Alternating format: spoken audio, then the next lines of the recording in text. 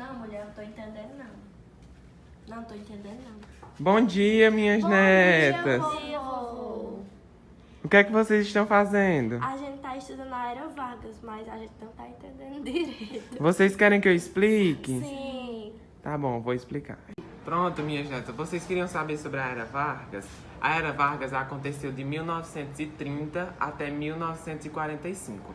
15 anos de Era Vargas. Nisso, estava ocorrendo aqui no Brasil uma eleição à presidência, que era Getúlio Vargas contra Júlio Prestes.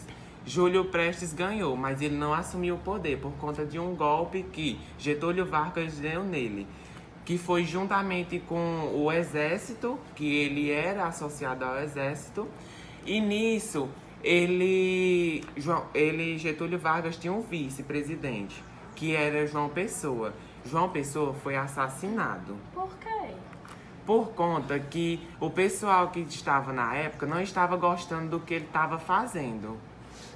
Mas, vovô, o que aconteceu depois? Assim, depois que João Pessoa foi morto, o pessoal ocorreu algumas divergências no Brasil, onde os militares, como eu já falei, tiveram que tomar o poder. E eles tomando o poder, Getúlio Vargas se tornou o presidente. E a população, minha filha, pedia uma Constituição nova, onde essa Constituição nova seria criada por Getúlio Vargas, por conta que ele ainda estava no poder. Mas, vovô, mas assim, eles gostaram do novo presidente? Minha filha, meio que eles gostaram e meio que não, por conta que ele dissolveu os órgãos legislativos. Vovô, e o que são órgãos legislativos?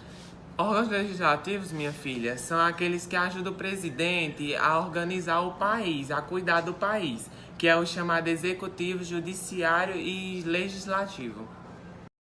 O poder legislativo é aquele que tem a tarefa de criar e aprovar leis em benefício da população. Em nível federal, ele é composto pela Câmara dos Deputados e pelo Senado Federal.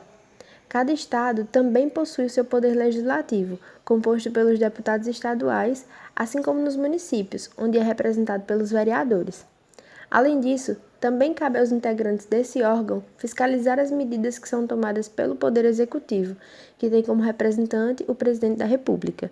Ou seja, ele deve aprovar ou rejeitar as leis que são propostas por ele. O Poder Legislativo também fiscaliza a execução dessas leis, colaborando assim com o Poder Judiciário, que também administra a justiça no país, possibilitando o cumprimento das leis e, assim, organizando a sociedade junto ao presidente. Retomando, minhas netas, como tudo que eu já falei, ele fez coisas ruins, mas ele também fez coisas boas, como, por exemplo, ele criou o Ministério da Saúde e da Educação, como também ele criou algumas leis de trabalho. Isso tudo ocorreu, que eu já falei, durante o período provisório. E agora eu vou explicar para vocês o período constitucional. Pronto, como eu já falei, a gente vai começar agora o governo constitucional. Onde o governo constitucional foi quando a população do Brasil se revoltou contra Vargas. Nisso, Vargas pedindo uma constituição. E nisso, Vargas junta a Assembleia Constituinte para que ele construa, ele faça uma constituição. Vovô, e o que foi uma Assembleia Constituinte? A Assembleia Constituinte é quando ele junta um determinado pessoal e esse pessoal vai criar a Constituição, que a Constituição é um livro em que ele há normas que a gente vai seguir. No período que ficou conhecido como governo constitucional, Vargas compartilhava de algumas ideias compatíveis com o posicionamento fascista.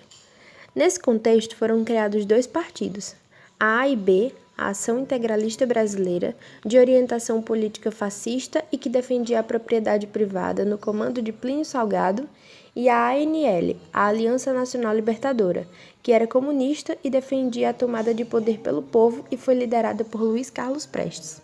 Como Vargas defendia ideais fascistas, no ano de 1935, sua oposição, liderada pelo Partido Comunista Brasileiro em nome da Aliança Nacional Libertadora, decidiu organizar um golpe contra seu governo.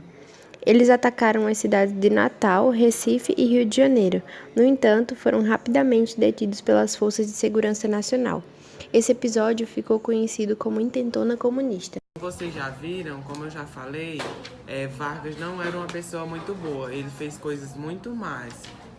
A partir desse episódio, Vargas deu início a uma forte repressão aos envolvidos na Intentona Comunista. Luiz Carlos Prestes e vários outros líderes sindicais foram presos, além de militares e intelectuais que também foram presos ou tiveram seus direitos cassados. A Aliança Nacional Libertadora não conseguiu concretizar seus planos de desestabilizar o governo de Getúlio Vargas.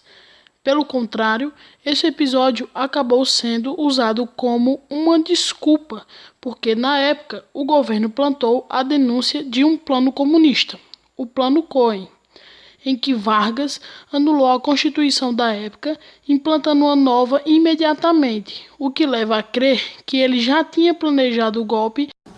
E a partir disso tudo que já foi falado, chegamos no último governo de Vargas, que foi o Estado Novo. Por outro lado, Vargas também conseguiu muitas medidas trabalhistas que mudaram as condições de diversos trabalhadores, como, por exemplo, criação do salário mínimo e da carteira de trabalho, jornada diária de 8 horas, direito a férias anuais remuneradas, regulamentação do trabalho do menor e da mulher. Por esse motivo, boa parte da população trabalhadora brasileira simpatizava com o governo de Vargas. E também Vargas era visto pela população como uma pessoa boa, como um deus para eles, por conta que, pela propaganda enganosa, as TVs mostravam que ele era uma pessoa sim boa, mas fora delas, na realidade, ele não era uma pessoa boa. Nisso, estava ocorrendo durante todo esse período do Estado Novo a Segunda Guerra Mundial, onde o lado nazifascista perde. O Brasil estava associado com os Estados Unidos, que ganha a Segunda Guerra Mundial por conta da economia. E nisso, o nazifascismo como perde, e Vargas, por ser um fascista, meio que um fascista, ele se torna uma pessoa ruim para a população.